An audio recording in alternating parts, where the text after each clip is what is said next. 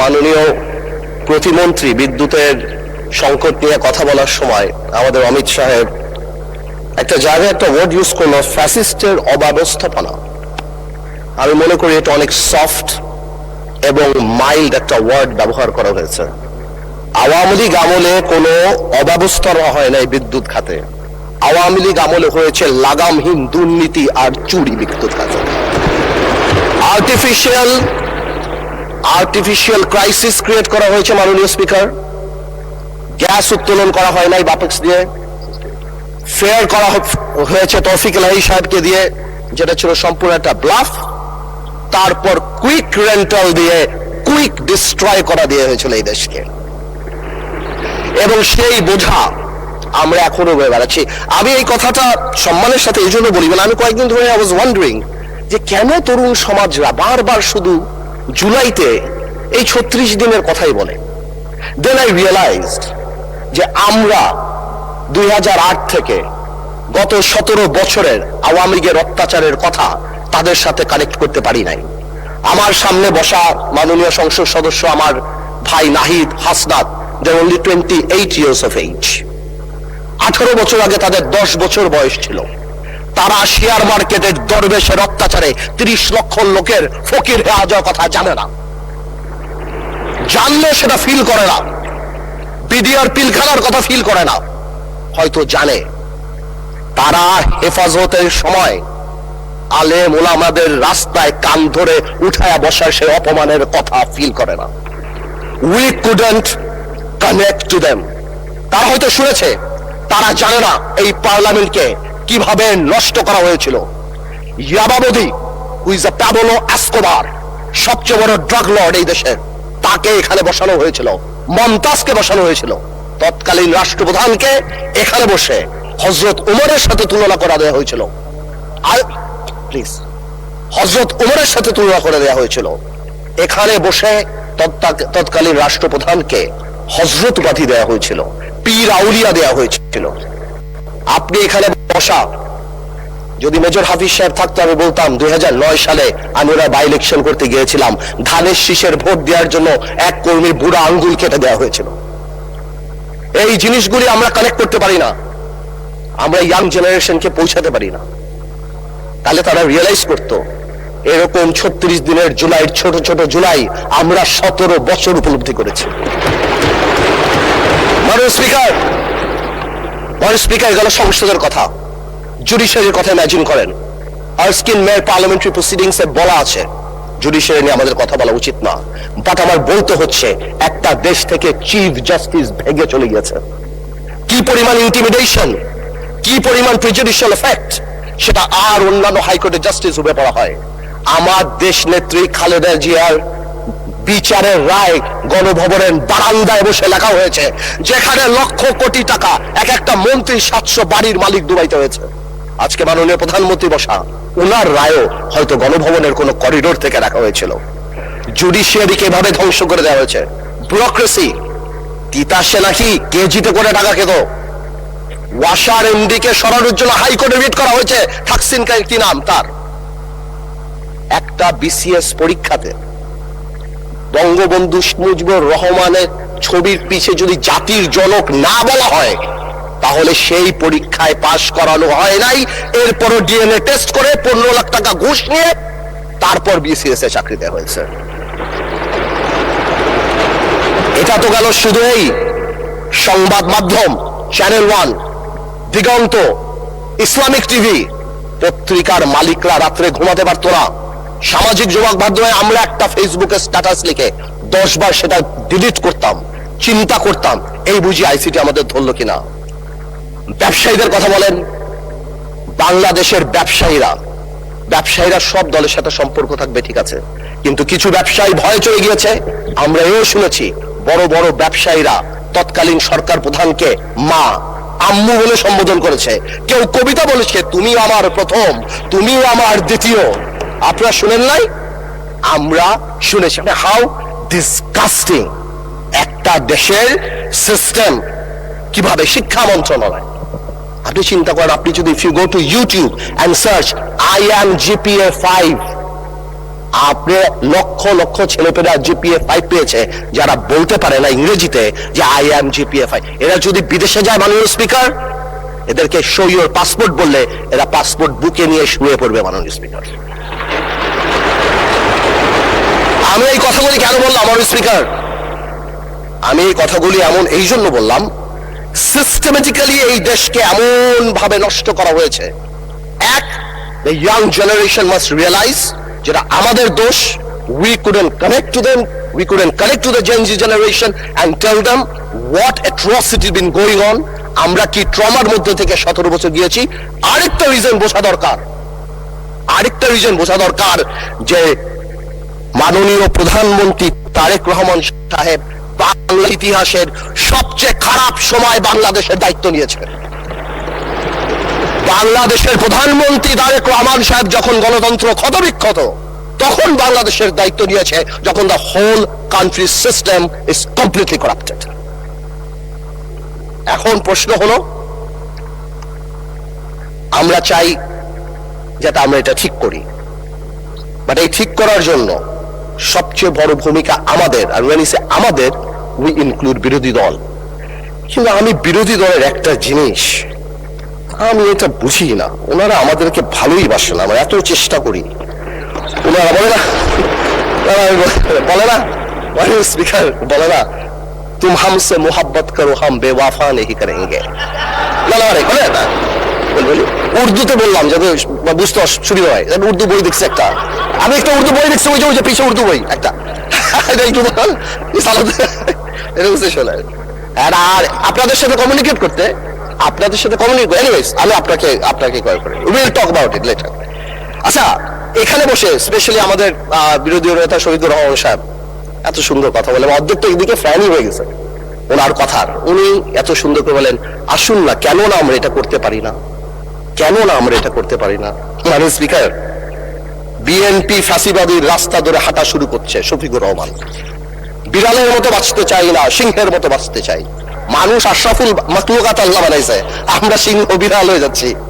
সংস্কার পিছিয়ে গেল, অভ্যুত্থানের প্রস্তুতি হবে। জিয়া পরিবার থেকে মানুষকে মুক্ত করার ঘোষণা। 16 বছর জিয়া পরিবারের থেকে মুক্ত করতে শেখ হাসিনা হেলিকপ্টার দিয়ে পালিয়েছে, 7রা পালাবে। মাননীয় স্পিকার বলে কি, জিয়া পরিবার মানে বাংলাদেশের গণতন্ত্র, জিয়া পরিবার মানে বাংলাদেশের স্বাধীনতার ধারক বাহক, জিয়া পরিবার মানে বাংলাদেশের স্বাধীনতার ধারক বাহক। এখন জিয়া পরিবার মানে গণতন্ত্রের এখন কেন্দ্রবিন্দু। জিয়া পরিবার আগামী আল্লাহ, আওয়ামী লীগ সরাতে 16 বছর, আপনাদের সরাতে 16 দিন লাগবে না। এইসব কথা বলার পরও যেই আমরা একটু অ্যাটাকে যাই, আসুন আমরা সবাই এক হয়ে যাই। এই ডাবল স্ট্যান্ডার্ড করে লাভ হবে না। আমি বিরোধী দলের নেতাকে সম্মানের সাথে বলতে চাই, আপনি আপনার ঐক্য, আপনার দলে ক্লাস নেন। আপনি বুঝান that he who comes in equity must come with clean hands। আপনি একবার এক কথা বলবেন রাজপথে, গণঅভ্যুত্থান ডাক দিবেন। এই যে নাহিদ ভাই কই আজকে হ্যাপি বার্থডে বললাম, সে দেখি আগে গুলি নাকি আগে খাবে। কে মারবে ভাই তোমার? কেন মারবো? আমরা একসাথে যুদ্ধ করেছি আমরা 2 বছর আগে। why would we do that? এই যে মাইন্ডসেট, এই মাইন্ডসেট দিয়ে আমরা কোনোদিনও কাঙ্ক্ষিত জায়গায় পৌঁছাতে পারবো না। একটু আগে আমাদের মাননীয় আমার তো ভয় লাগে ওনারে, একটু আগে আমাদের স্বরাষ্ট্রমন্ত্রী সাহেব উনি বলে গেল জাতি বিভক্ত করা যাবে না। জাতি বিভক্ত না করলে মুক্তিযুদ্ধের ইতিহাস কিভাবে শিখাবো? হাওয়ার সাথে যুদ্ধ করছে, মুক্তি দেয়নি। জাতি বিভক্ত করা যাবে না, বাংলাদেশকে হিন্দু মুসলমানে ভাগ করা যাবে না, আমেরিকার আছে ভাগ করা যাবে না। মুক্তিযুদ্ধের ইতিহাস যখন বলতে হবে, তখন আমি কার সাথে? আমি হাওয়ার সাথে যুদ্ধ করছি, আমরা রাজাকারের সাথে যুদ্ধ করছি, এবং তাই আমরা এখানে আসছি। আজকে তো শেষ। এইবার বলতে চাই, এই তো অনেক কথা তো বললাম, আমি মনে করি এখন আমরা এটাকে চেঞ্জ করবো কিভাবে? How time is extended for another 8 minutes for you. আমি আর আপনি কলিগ মাননীয় স্পিকার, একসাথে পড়াইছি, একসাথে কত কফি খাওয়াইছি আপনারে, এই জন্যই তো 8 মিনিট দিলাম extra. Anyways, thank you, much obliged. First, we need to change the political culture, and we have seen that our honorable Prime Minister started that. Political gesture change করতে হবে। আপনাদের বাড়ি গিয়েছেন, আপনারা করেছেন, নাহিদ সাহেবের বাড়ি গিয়েছেন, এটা রুট লেভেলে নিয়ে যেতে হবে। আমাদের গ্রামাঞ্চলে যেখানেই আমরা যাই সেখানে এই পলিটিক্যাল কালচার নিয়ে যেতে হবে। সেকেন্ড, ফাউন্ডেশন অফ পলিটিক্স, জেনারেশনকে আমরা যে যার মতো ইতিহাস শিখিয়েছি, এই একটা জায়গায় আমাদের আসতে হবে। আমাদের সরোয়ার্দী সাহেব থেকে আরম্ভ করে, ভাসানী সাহেব থেকে আরম্ভ করে, শেরবাংলা কে ফৌজক সাহেব থেকে আরম্ভ করে, বীর শ্রেষ্ঠ যেটা আমরা অলরেডি দেখতে পাচ্ছি, and thanks to the prime minister, because আমরা সব জায়গায় দেখতে পাচ্ছি, এই রেকগনিশন গুলি জেনুইনলি সামনের দিকে নিয়ে যেতে হবে। আনফরচুনেটলি আজকে আমরা আমাদের ইয়াং জেনারেশন, আপনি জিজ্ঞেস করেন কয়জন 7টা বীরশ্রেষ্ঠর নাম জানে, অথচ অনেক আনইম্পর্টেন্ট লোকদের নাম জানে, অনেক আনইম্পর্টেন্ট সেলিব্রিটিদের নাম জানে। তাদেরকে রিয়েলাইজ করতে হবে এই সব লোকেরা সেলিব্রিটি না, দেশের জন্য যারা জীবন দিয়েছে, they are the true celebrity of the country. এবং ফাউন্ডেশন অফ পলিটিক্স মানে যখন আমরা 71 নিয়ে কথা বলবো, এটা তো খুবই ইম্পর্টেন্ট, যেটা আমি কারেক্টলি বললাম যে 71-এর ইতিহাস যেমন জানতে হবে এবং 71-কে জেনারেলাইজ করা যাবে। Of course we respect 1947, of course we respect 1952, but 1971 is different. 52 আমাদের অর্জন, 71 আমাদের অর্জন, আমাদের আবেগ, আমাদের গৌরব, আমাদের অস্তিত্ব। এটার সাথে কারোই করা যাবে না। I am sorry to say, 71 যখনই আসবে তখন আমার ভাইদের সেই সময়কার ভূমিকার কথা আসবে, and unfortunately they have to live with this stigma rest of the life. এটাকে আপনি সরাতে পারবেন না। এটা মনে আছে আমার, বেসি হ্যাডক নামে কি একজন ছিল আপনার, উনি 1936 এ মনে হয় চার্চিলকে বলেছিল, চার্চিল একটু ড্রাঙ্ক ছিল আর কি, বলেছিল ইউ আর ড্রাঙ্ক পার্লামেন্টে। চার্চিল ঘুরে বলেছিল I am drunk, tomorrow I can be sober, but you are ugly and you shall remain ugly. তো আমরা মাঝে মাঝে একটা লাইন ক্রস করি, কালকে হয়তো ভালো হয়ে যাব, কিন্তু আপনারা যা ছিলেন তা থাকবেন, তাই থাকবেন।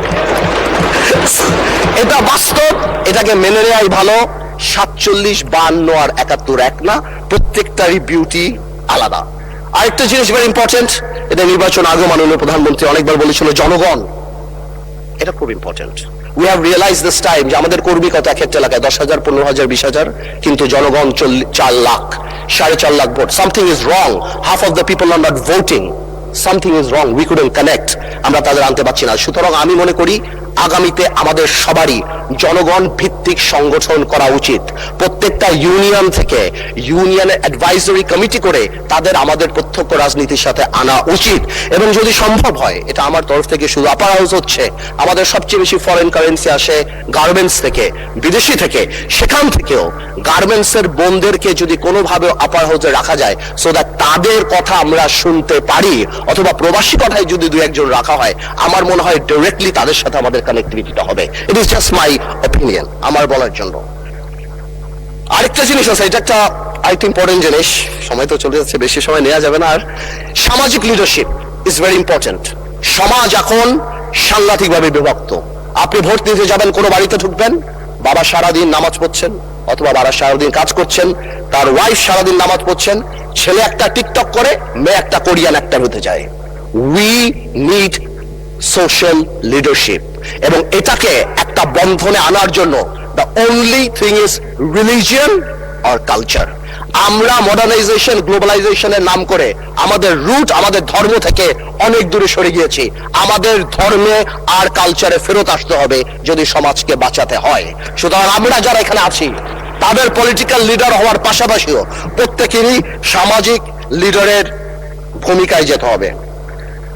বেশি সময় নাই, আমি খালি এতটুকু বলবো, আমাদের দেশে আমরা যারা আছি, আমাদের মাননীয় প্রধানমন্ত্রী আমল থেকে ক্যাবিনেট বাড়ানোর জন্য, আমি শুনেছিলাম এখানে শিক্ষামন্ত্রী ছিলেন, একবার বলেছিলেন বিভিন্ন ল্যাঙ্গুয়েজের কোর্স করানো হবে। আমি মনে করি একটা স্কুল অফ গাইডেন্সও থাকা উচিত। We lack heroes. আমরা তাদেরকে হিরো বানাবো। প্রায় আমরা হযরত মুহাম্মদ সাল্লাল্লাহু আলাইহি ওয়াসাল্লামের কথা বলি, আমাদের মুশকিলে, আমাদের রাজনৈতিক মুশকিলে আমরা যদি পৃথিবীর সর্বশ্রেষ্ঠ মানব নবী করিম সাল্লাল্লাহু আলাইহি ওয়াসাল্লামকেই ফলো করি, 4 খলিফাই করি, সমাধানের সাথে সাথে একটা ডিভাইন ব্লেসিং আমাদের থাকবে ইনশাআল্লাহ, এবং আল্লাহ তাআলা আমাদেরকে কোনোদিনও বিপদের দিকে নিতে দিবে না।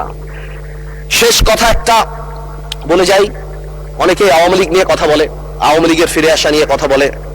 আমি একটা কথা আওয়ামী লীগ নিয়ে পরিষ্কার বলে দিতে চাই, জুলাইকে অস্বীকার করে বাংলাদেশে রাজনীতি করার কোনো সুযোগ নাই।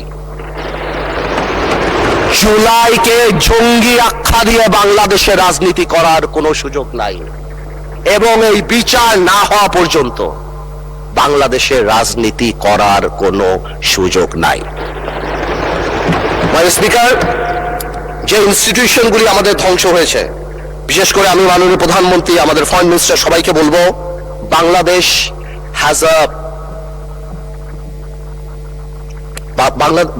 আ টেইন্টেড, আমি বলবো টেইন্টেড রেপুটেশন।